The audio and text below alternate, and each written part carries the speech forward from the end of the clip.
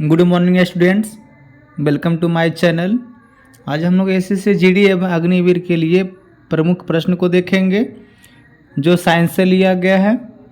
तो question number first में दिया गया है फ्रेंड्स, रेडियोधर्मिता की खोज किसने की थी? ऑप्शन ए में दिया गया है रदरफोर्ड, ऑप्शन बी में दिया गया है हेनरी बेकरेल, ऑप्शन सी में दिया है रोएंटजेन और ऑप्शन डी में दिया गया है आइंस्टीन।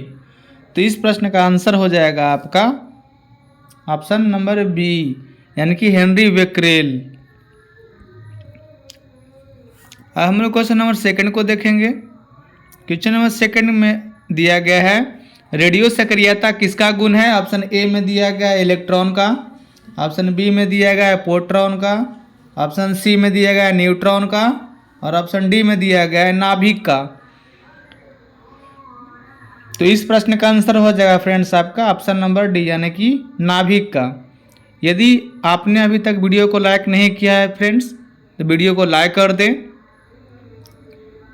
शेयर नहीं किए हैं तो शेयर कर दें, अगर चैनल को सब्सक्राइब नहीं किए हैं तो चैनल को सब्सक्राइब कर दें। तो अब हम लोग क्वेश्चन नंबर थर्ड की तरफ बढ़ते हैं। क्वेश्चन नंबर थर्ड में दिया गया है रेडियो सक्रिय परिवर्तन में भाग लेता है, क्या लेता है? ऑप्शन ए में दिया गया है परमाणु के संयोजी इलेक्ट्रॉन, ऑप्शन बी में दिया गया है परमाणु के कोर इलेक्ट्रॉन, ऑप्शन सी में दिया गया है परमाणु के नाभिक और ऑप्शन डी में दिया गया है इनमें से कोई नहीं। तो इस प्रश्न का आंसर हो जाएगा फ्रेंड्स आपका ऑप्शन नंबर सी यानी कि परमाणु के नाभिक। अब हम लोग क्वेश्चन नंबर 4 को देखते हैं। क्वेश्चन नंबर 4 में दिया गया है किसी परमाणु के अस्थायी नाभिक में प्रोटॉन की संख्या होती है, क्या होती है? ऑप्शन ए में दिया गया है न्यूट्रॉन की संख्या के बराबर, ऑप्शन बी में दिया गया है न्यूट्रॉन की संख्या से अधिक और ऑप्शन सी में दिया गया है न्यूट्रॉन की संख्या से कम, ऑप्शन डी में दिया गया है इनमें से कोई नहीं। तो इस प्रश्न का क्या होगा आंसर फ्रेंड्स? आप लोग कमेंट बॉक्स में भी लिखिए। तो इस प्रश्न का आंसर हो जाएगा फ्रेंड्स ऑप्शन नंबर सी यानी कि न्यूट्रॉन की संख्या से कम। अब हम लोग क्वेश्चन नंबर 5 को देखेंगे। क्वेश्चन नंबर 5 में दिया गया है रेडियोधर्मिता की यूनिट क्या है यानी कि इकाई क्या है? तो ऑप्शन ए में दिया गया एंगस्ट्रॉम, ऑप्शन बी में दिया गया कैंडेला, ऑप्शन सी में दिया गया फर्मी और ऑप्शन डी में दिया गया क्यूरी। तो क्या होगा इस प्रश्न का आंसर? कमेंट में कीजिए आप लोग। चलिए मैं ही बता देता हूँ फ्रेंड्स, इस प्रश्न का आंसर हो जाएगा आपका ऑप्शन नंबर डी यानी कि क्यूरी। रेडियोधर्मिता की यूनिट क्या होता है? क्यूरी। अब हम लोग क्वेश्चन नंबर 6 की तरफ बढ़ेंगे। क्वेश्चन नंबर 6 में दिया गया है रेडियोधर्मी तत्व किसका उत्सर्जन करती है? तो ऑप्शन ए में दिया गया पराबैंगनी किरणों का, ऑप्शन बी में दिया गया अल्फा बीटा तथा गामा किरणों का, ऑप्शन सी में दिया गया रेडियो तरंगे और ऑप्शन डी में दिया गया है अवरक्त तरंगे का। तो इस प्रश्न का आंसर हो जाएगा फ्रेंड्स आपका ऑप्शन नंबर बी यानी कि अल्फा बीटा गामा विकिरण रेडियोधर्मी तत्व उत्सर्जित करती है। अब हम लोग क्वेश्चन नंबर 7 को देखते हैं। क्वेश्चन नंबर 7 में दिया गया है अल्फा और बीटा किरणों की खोज किसने की थी? तो ऑप्शन ए में दिया गया डाल्टन, ऑप्शन बी में दिया गया रोएंटजन, ऑप्शन सी में दिया गया रदरफोर्ड और ऑप्शन डी में दिया गया है विलार्ड। तो इस प्रश्न का आंसर हो जाएगा फ्रेंड्स आपका, अगर आप लोग जानते हैं तो कमेंट बॉक्स में लिखिए। इस प्रश्न का आंसर हो जाएगा आपका ऑप्शन नंबर सी यानी कि रदरफोर्ड।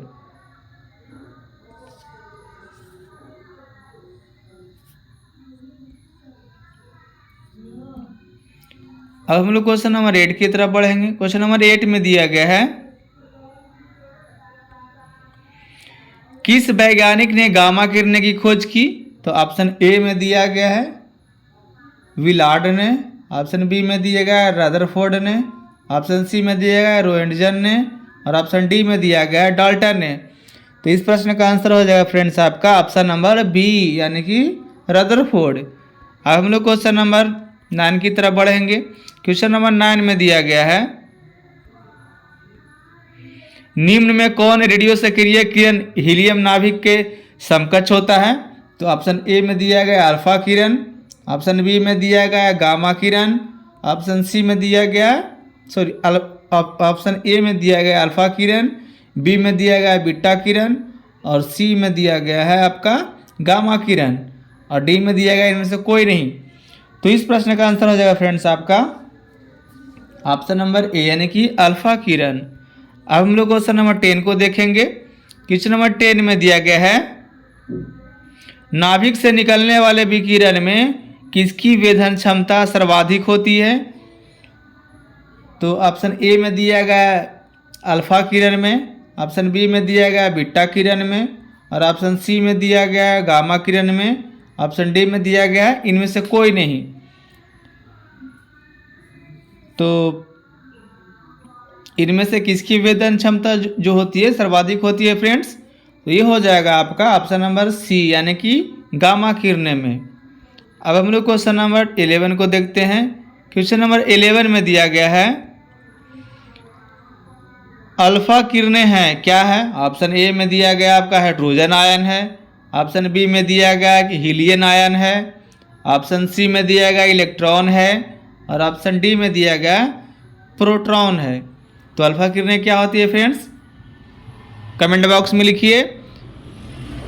इस प्रश्न का आंसर हो जाएगा फ्रेंड्स आपका ऑप्शन नंबर बी यानी कि हीलियम आयन। जो अल्फा किरणें होते हैं वो क्या होते हैं, हीलियम आयन।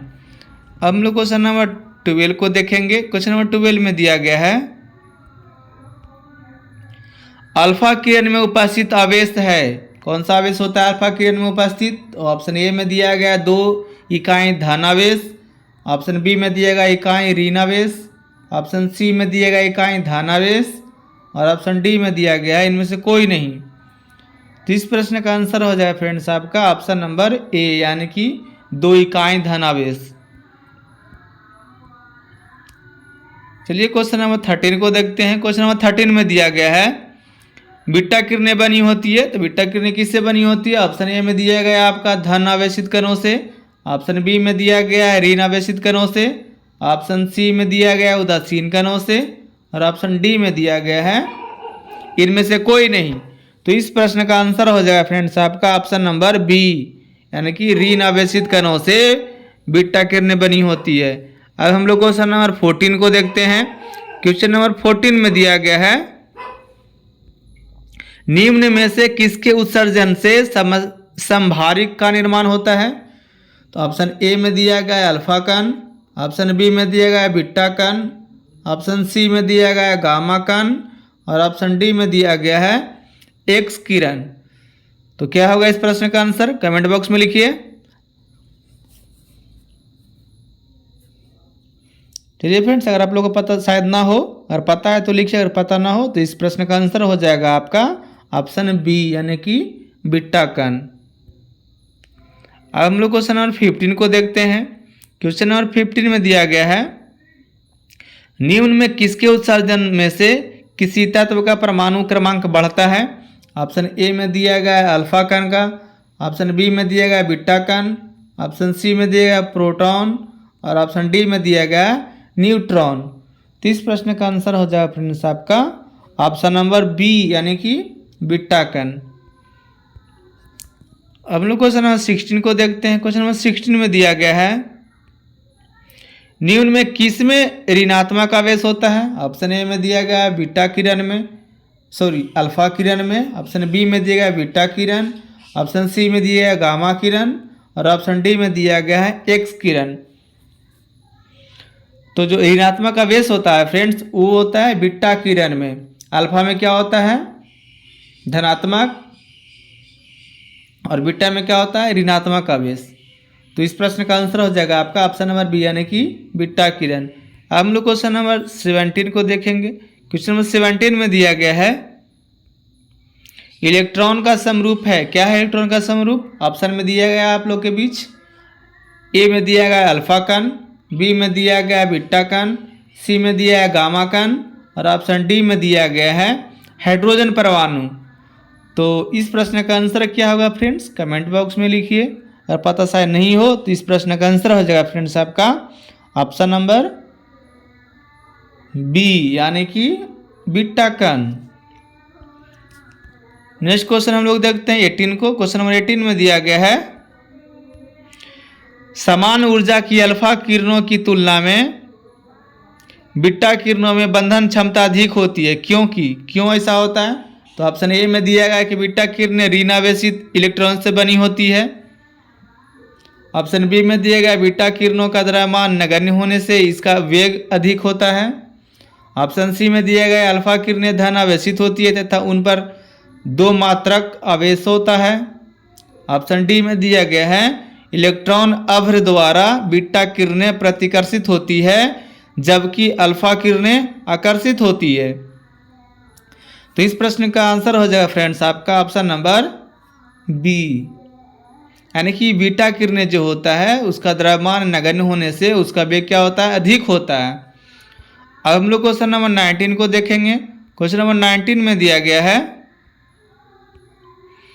बीटा किरणें किस प्रकार का आवेश वहाँ करती है? तो बीटा किरणें किस प्रकार का आवेश वहाँ करती है? तो ऑप्शन ए में दिया गया है धनात्मक, ऑप्शन बी में दिया गया है ऋणात्मक, ऑप्शन सी में दिया गया है 0 और ऑप्शन डी में दिया गया है इनमें से कोई नहीं। तो फ्रेंड्स जैसा कि हम लोग जानते हैं कि अल्फा किरणें जो होती है वो धनात्मक होती है, बीटा जो किरणें होती है वो ऋण आवेश होता है। तो इस प्रश्न में पूछा गया बीटा किरणें किस प्रकार का आवेश रखती है या उत्पन्न करती है? तो इस प्रश्न का आंसर हो जाएगा आपका ऑप्शन नंबर बी, यानी कि ऋणात्मक। अब हम लोग क्वेश्चन नंबर 20 को देखते हैं। क्वेश्चन नंबर 20 में दिया गया है गामा किरणें किससे बनी होती है? जो गामा किरण होती है फ्रेंड्स किससे बनी होती है? ऑप्शन ए में दिया गया है मेसॉन कण से, ऑप्शन बी में दिया गया न्यूट्रॉनो कण से, ऑप्शन सी में दिया गया हिग्स बोसॉन से और ऑप्शन डी में दिया गया है विद्युत चुंबकीय तरंगे से। तो क्या होगा? इस प्रश्न का आंसर आप लोग कमेंट बॉक्स में लिखिए। अगर आप लोग को इस प्रश्न का पता नहीं है फ्रेंड्स तो कोई बात नहीं, मैं बता देता हूँ। इस प्रश्न का आंसर हो जाएगा आपका ऑप्शन नंबर डी, यानी कि विद्युत चुंबकीय तरंग। ठीक है, तो फ्रेंड्स इस वीडियो में 20 प्रश्न था। अगर आप लोगों को वीडियो अच्छा लगे तो लाइक कीजिए, चैनल को सब्सक्राइब नहीं किए हैं तो सब्सक्राइब कीजिए, अन्य दोस्तों के पास शेयर कीजिए और फ्रेंड्स लाइक करना ना भूलें। Thank you. जय हिंद, जय भारत।